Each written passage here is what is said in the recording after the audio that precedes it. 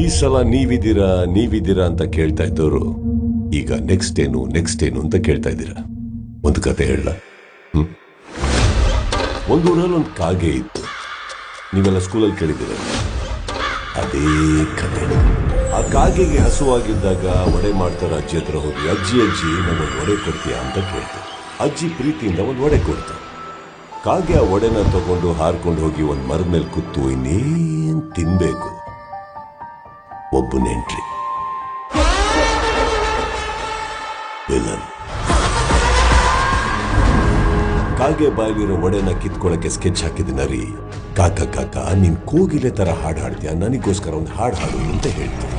ನಿಮ್ಗೆಲ್ಲ ಗೊತ್ತಿರೋ ಹಾಗೆ ಪಾಪ ಕಾಗೆ ನರಿ ಮಾತು ಕೇಳಕ್ಕೂ ಹಾಡಕ್ ಶುರು ಮಾಡಕ್ಕೂ ಒಡೆ ಕಾಗೆ ಬಾಯಿಂದ ಕೆಳಗ್ ಬೀಳಕ್ಕೂ ಒಡೆ ನರಿ ಬಾಯಿಗೆ ಸೇರ್ಬೇಕು ಅನ್ನೋವಾಗ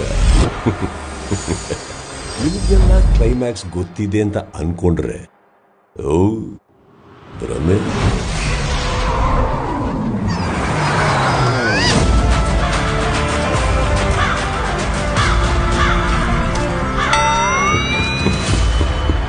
ಈ ಸಲ ಬಿಗ್ ಬಾಸ್ ಹಾಗೇನೆ ನಾವು 11 ಸೀಸನ್ ನೋಡಿದೀವಿ. ನಮಗ್ ಬಿಗ್ ಬಾಸ್ ಬಗ್ಗೆ ಎಲ್ಲಾ ಗೊತ್ತು ಅನ್ನೋರ್ಗೆ Bigg Boss grand opening September 28 ಸಂಜೆ 6 ಗಂಟೆಗೆ.